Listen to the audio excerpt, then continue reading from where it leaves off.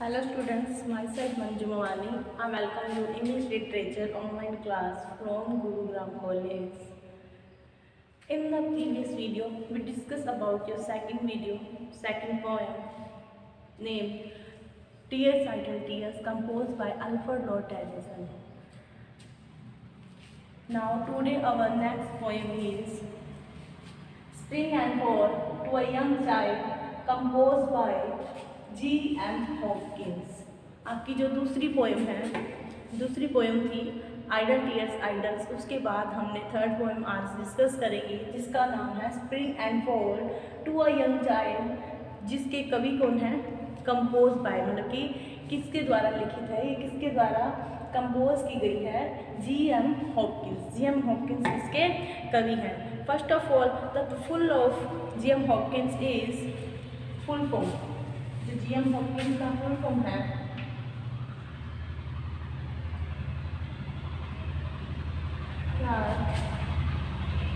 Mainly Hopkins. तो आपका जो इसका फुल नेम है वो है विराट man Hopkins, Manley Hopkins. Now first of all we read about the poet because he is our man that discuss us about this poem. Now start. G.M. Hopkins was born in 1844। जो G M. Hopkins का, George mainly Hopkins का जो birth है वो 1844 में हुआ था। Educated eight royal college Oxford, और इनकी जो एजुकेशन थी, इन्होंने अपनी जो शिक्षा थी वो कहाँ से ली थी? रॉयल कॉलेज से ली थी, ऑक्सफोर्ड के। His religious background, first of all he was a religious poet. ये क्या थे? चर्च से जुड़े हुए थे, जिसके कारण इनको रिलीजियस पोइट भी माना जाता है। यह एक प्रिस्ट भी थे चर्च में। His religious background was high church. इनका जो धार्मिक जीवन था, इनके जो धार्मिक जीवन का बैकग्राउंड था वो क्या था? हाई चर्च से जुड़ा हुआ था। And in order to please his mother, Bible reading had become a habit with him. अपनी माँ को खुश करने के लिए, क्योंकि इनका जो बैकग्राउंड था वो चर्च से, हाई चर्च से था, और अपनी माँ को खुश करने के लिए बाइबल रीडिंग, मतलब कि बाइबल को पढ़ना, हैव बिकम बन गई थी, अ हैबिट एक आदत, विद हिम उनकी आदत बन गई थी। मतलब अपनी माँ को खुश करने के लिए ये डेली बाइबल को रीड करते थे, बाइबल पढ़ते थे। I think you all know about the Bible. Yes, Bible is the holy book of Christians. जो बाइबल है वो क्या है? एक धार्मिक ग्रंथ है क्रिश्चियंस का। जो ईसाई लोग होते हैं उनका एक होली, मतलब कि धार्मिक ग्रंथ है। जैसे कि हमारे इंडियन में, मतलब कि हमारे जो हिंदू होते हैं वो गीता रीड करते हैं, उसी तरीके से जो क्रिश्चियंस होते हैं वो बाइबल रीड करते हैं। तो अपनी माँ को खुश करने के लिए डेली बाइबल को रीड करते थे, बाइबल को पढ़ते थे, यही उनकी आदत बन गई थी। Hopkins poetry belongs to modernism in more than one way. Hopkins की जो पोइट्री थी, मतलब कि हॉपकिंस की जो कविताएं थी वो बिलोंग्स करती थी एक तरीके से नहीं, बल्कि बहुत से तरीकों से, बहुत से प्रकार से मॉडर्निज्म, मतलब कि आधुनिकता को बिलोंग करती थी। मतलब आधुनिकता लिए हुए थी, मतलब उनमें क्या था? नयापन था। ये थे तो विक्टोरियन एज के, लेकिन कहीं ना कहीं उनकी जो पोएम्स थी उनमें आधुनिकता देखी जा सकती है। It belong to modernism on the basis of language and the experimentation in rhyme and syntax. It belongs to modernism, जो ये बिलोंग्स करती थी आधुनिकता से, ऑन द बेसिस, मतलब कि किस तरह से वो उनका बेसिस यूज करते थे लैंग्वेज का, भाषा का, एंड एक्सपेरिमेंटेशन, और क्या करते थे वो प्रयोग करते थे इन राइम में, और उसकी जो विषय वस्तु थी सिंटैक्स, मतलब जो उसकी विषय वस्तु थी उनके ऊपर, जो कविताओं की जो विषय वस्तु थी, जो लैंग्वेज थी, उसके ऊपर इनके जो प्रयोग होते थे वो क्या थे? आधुनिकता लिए हुए थे, आधुनिकता वाले थे। Hopkins was a religious poet. Hopkins was a religious poet. जो हॉपकिंस थे वो क्या थे, एक रिलीजियस, एक धार्मिक पोइट थे। जैसे कि मैंने आपको स्टार्टिंग में बताया था, यह धर्म से जुड़े हुए थे। Who saw God's glory in the beauty and splendor of nature। ये एक धार्मिक कवि थे। Who saw, जो देखते थे, गॉड्स ग्लोरी मतलब कि भगवान की ग्लोरी को, भगवान की सुंदरता को, या भगवान की जो भी ग्लोरी भव्यता थी उसको देखते थे ब्यूटी में। किसकी ब्यूटी में? नेचर की ब्यूटी और भव्यता में वो भगवान को, मतलब कि भगवान की जो बनावट, जब कलात्मक रूप था वो नेचर में देखते थे। His last poem which are called the terrible sonnets, जो इनकी लास्ट जो पोएम्स थी उनको क्या था, क्या कहते हैं उनको? टेरिबल सोनेट्स कहते हैं। Were written at the time, वो लिखी गई थी। कब लिखी गई थी? एट द टाइम, ऐसे टाइम पे when he was physically and mentally ill. ऐसे टाइम पे लिखी गई थी जब वो क्या थे, शारीरिक और मानसिक रूप से बीमार थे। They convey a sense of gloom and despair. जो इनकी जो पोएम है वो क्या करती है, कन्वे करती है, वो शो करती है एक सेंस, मतलब कि एक मीनिंग बताती है। ग्लूम उदासी का, और डिस्पेयर मतलब निराशा। मतलब कि इनकी जो लास्ट की जो पोएम्स थी जिनको टेरिबल के नाम से जानते हैं, वो निराशा और उदासी को शो करती है। तो हमने क्या जाना, जो ये पोइट है हमारे जी.एम. हॉपकिंस, ये एक रिलीजियस पोइट हैं और जो क्या करते हैं, नेचर की ग्लोरी, गॉड की ग्लोरी को नेचर की ब्यूटी में देखते हैं। नाउ अब हम रीड करेंगे अबाउट द पोएम, कि पोएम में आपके इसमें जो पोइट है वो क्या शो कर रहा है, वो क्या कहना चाहता है। Now we discuss about the central idea of the poem, that what is the poet want to say to us. Spring and fall to a young child. जैसे कि आप जानते हो कि ये हमारा क्या है, टाइटल है स्प्रिंग एंड फॉल। यहाँ पे जो स्प्रिंग वर्ड है वो क्या है, बसंत, और फॉल मतलब ऑटम, पतझड़। तो ए यंग चाइल्ड मतलब कि एक लड़की के लिए, एक युवा लड़की या युवा बच्चे के लिए। इज अ शॉर्ट लिरिक, ये क्या है, एक छोटी पोएम है। It addressed a young girl Margaret. यहाँ पे क्या है, जब की पोएम होगी वो स्टार्ट होगी मार्गरेट, मतलब कि वहाँ पर एक यंग गर्ल है मार्गरेट, उसको एड्रेस किया गया है, उसकी ओर इशारा किया है। There Margaret is a imaginary girl. यहाँ पे जो मार्गरेट है वो क्या है, एक काल्पनिक लड़की है, मतलब कि काल्पनिक लड़की है, उसको एड्रेस किया गया है। It was written at the time, ये जो पोएम है ये लिखी गई थी एट द टाइम, उस टाइम पर, when Hopkins was feeling most depressed by overwork. ये जो पोएम है ये हॉपकिंस ने तब लिखी थी जब वो काम के ज़्यादा बोझ के कारण, मतलब कि ओवरवर्क, बहुत ज़्यादा वर्क के कारण वो डिप्रेस्ड हो गए थे, मतलब कि वो परेशान हो गए थे बहुत ज़्यादा वर्क करने के बाद। तब उन्होंने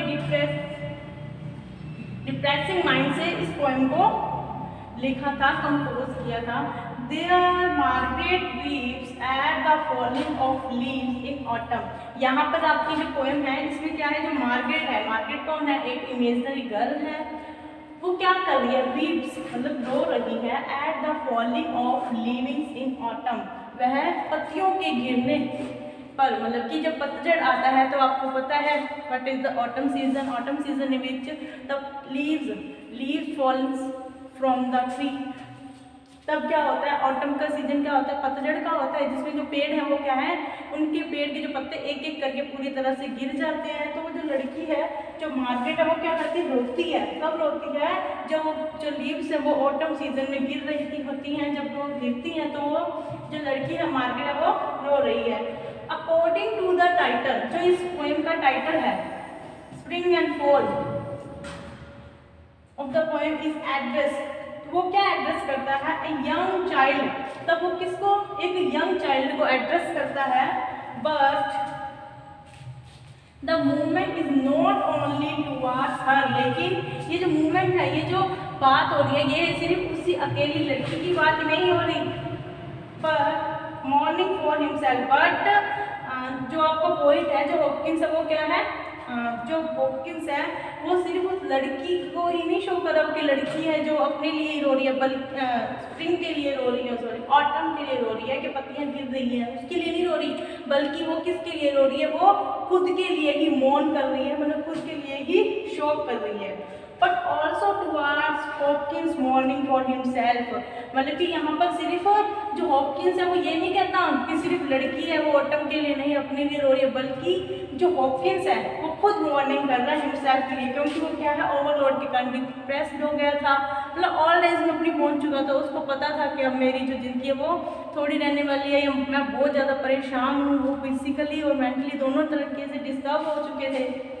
तब उन्होंने ये पोएम लिखी थी। तो हम कह सकते हैं कि ये पोएम कहीं ना कहीं उनसे खुद से जुड़ी हुई है, लेकिन उन्होंने इमेजिनरी गर्ल मार्गरेट का यूज करके इसको पोएम को रोट किया है।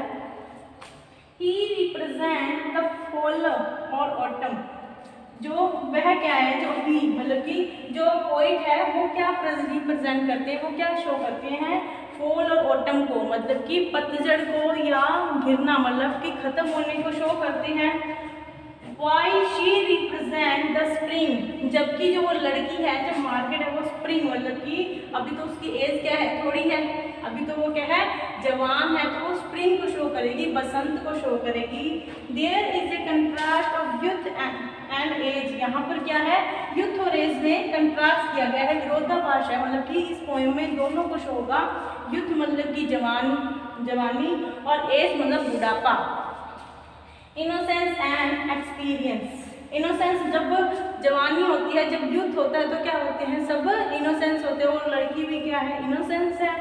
और एज मतलब एज, जब हम बूढ़े हो जाते हैं, जब हमारी वृद्धावस्था आ जाती है, हमारा बुढ़ापा आ जाता है, या हम ओल्ड एज के हो जाते हैं, तब हमारे जीवन में बहुत सारे एक्सपीरियंस हो जाते हैं। तो इस पोएम में जो पोइट है वो क्या करता है, जो खुद पोइट है वो तो ऑटम को शो कर रहा है, फॉल को शो कर रहा है, और जो हमारी गर्ल है मार्गरेट है वो स्प्रिंग को शो कर रही है, द एज ऑफ यूथ, मतलब कि जवानी की जो मतलब कि उसकी छोटी उम्र है, नई उम्र है, वो इनोसेंस को शो कर रही है। जो ओल्ड एज वाला जो कवि है, जो हमारा पोइट है, वो एक्सपीरियंस को शो करेगा।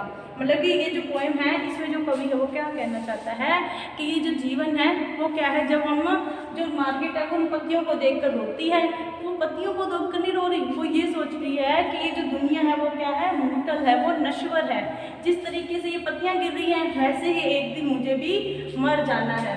तो इस पोएम में क्या है, जो कवि है वो क्या है, अपने विचार प्रकट, अपनी जो थॉट्स ऑफ है, मतलब कि उनकी जो थॉट्स ऑफ थिंग है, चीज़ों को देखने का नजरिया है, उनको शो करता है। जो हमारी ये जो गर्ल है मार्केट, वो एक इमेजनरी गर्ल है, ना कि ओरिजिनल गर्ल है। यहाँ पर जो कवि है, जो पोइट है, वो उस लड़की के द्वारा युद्ध को शो करना चाहता है। अगर हम फिर से रीड करेंगे, spring and fall to a young child is a short lyric, ये क्या है, एक छोटी कविता है। It addressed a young girl Margaret, यहाँ पर क्या किया गया है, एक यंग गर्ल जो मार्गरेट नाम की एक लड़की है उसको एड्रेस किया गया है। There Margaret is the imaginary girl, यहाँ पे जो मार्गरेट है वो एक इमेजनरी गर्ल है, मतलब एक काल्पनिक लड़की है। It was written at the time, ये जो पोएम है ये कब लिखी गई थी, ऐसे टाइम पर लिखी गई थी व्हेन द हॉपकिंस वॉज, जब हॉपकिंस खुद था, क्या था, फीलिंग मोस्ट डिप्रेस्ड, तब वो क्या होता था, वर्क के कारण, ओवर वर्क के कारण, वर्क के बहुत ज़्यादा लोड के कारण वो डिप्रेस मतलब परेशान हो चुका था, तब उसने ये पोएम लिखी थी। There Margaret weeps at the falling of leaves in autumn, यहाँ पर जो मार्गरेट है वो क्या है, ऑटम सीजन में गिरने वाली पत्तियों को देखकर रोती है। मतलब कि यहाँ की जो सेटिंग है, जो यहाँ इसकी जो पोएम की सेटिंग है वो क्या है, स्टार्टिंग में ऑटम सीजन की सेटिंग है, मतलब ऑटम सीजन को शो किया हुआ है कि जो पेड़ हैं वो क्या है, पत्तियों से खाली हो रहे हैं और मार्केट उनको देख के रो रही है। अकॉर्डिंग टू द टाइटल, इस पोएम का जो टाइटल है, इट एड्रेस, वो एड्रेस करता है टू अ यंग चाइल्ड, वो यंग चाइल्ड को एड्रेस करता है। But the movement is not only towards हर, लेकिन यहाँ पे जो मूवमेंट्स है सिर्फ उसी के लिए नहीं है, मॉर्निंग फॉर हर सेल्फ वो खुद अपने लिए रो रही है, but also towards Hopkins morning for himself, लेकिन मतलब कि लेकिन जो हॉपकिंस है वो क्या है, खुद के लिए भी शोक प्रकट कर रहा है, क्योंकि वो अब ओल्ड हो चुका है। ही रिप्रेजेंट द फॉल और ऑटम, यहाँ पर इसने जो पॉइंट है वो रिप्रेजेंट कर रहा है, वो शो कर रहा है फॉल और ऑटम, मतलब कि गिरने या पतझड़ के मौसम को। जो पॉइंट है वो क्या शो कर रहा है, पतझड़ को शो कर रहा है। While she represent the spring, जबकि वो जो लड़की है, जो मार्केट है, वो स्प्रिंग को शो कर रही है। यहाँ पर क्या है, जो कवि है वो बुढ़ापे को, मतलब कि पतझड़ को शो कर रहा है कि उसकी अब जो बाल है वो सफ़ेद पड़ चुकी हैं, आंखें कमज़ोर हो चुकी है। और जो वो लड़की है वो क्या है, स्प्रिंग को, मतलब कि अभी वो जवान है, उसके बाल बहुत ही घने हैं या तो सुंदर है, मतलब वो क्या है, स्प्रिंग को शो कर रही है। देयर इज अ कंट्रास्ट, यहाँ पर विरोधाभास है ऑफ यूथ, मतलब कि यहाँ पर युवा और ब्रदर, युवावस्था और वृद्धावस्था, युवावस्था और वृद्धावस्था के बीच इनोसेंस, मतलब कि मासूमियत, और एक्सपीरियंस, मतलब कि एक्सपीरियंस का मतलब है जो उसको अनुभव हो चुके हैं, जो उस व्यक्ति को, जो ये हमारा पॉइंट है ये ओल्ड हो चुका है और इसको काफ़ी एक्सपीरियंस है, उनके बीच में कंट्रास्ट शो किया गया है। मतलब ये जो पोएम है ये हॉपकिंस के द्वारा लिखी गई है, जिसमें वो अपने ओवरलोड के कारण डिप्रेस हो चुका है और अपने जो थॉट्स हैं उनको शो कर रहा है, किसके थ्रू, इस पोएम के थ्रू। तो आज हमने about the poet and about the poem किया कि हमने इस पोएम की जो समरी है, ये जो सेंट्रल आइडिया है उसके बारे में डिस्कस किया। आपकी जो नेक्स्ट वीडियो होगी हम उसके लिरिक्स को एक्सप्लेन करेंगे, तब तक आप इसको अपनी नोटबुक में राइट कर लें। जो मैंने पहले अबाउट द पोएट के बारे में लिखा था, जो पोएट का इंट्रो था, आप उसका स्क्रीनशॉट, वीडियो को पॉज करके उसका स्क्रीनशॉट लें और साथ साथ में ही नोट्स बनाते रहें, ताकि आपको एग्ज़ाम टाइम में हेल्प मिल सके। और आप इसका भी एक स्क्रीनशॉट ले लें और नोटबुक में ज़रूर राइट करें, ताकि आप इसको दोबारा से पढ़ सकें। इसी के साथ आज की क्लास हमारी यहीं एंड होगी। Stay home, stay safe, keep studies. Thank you.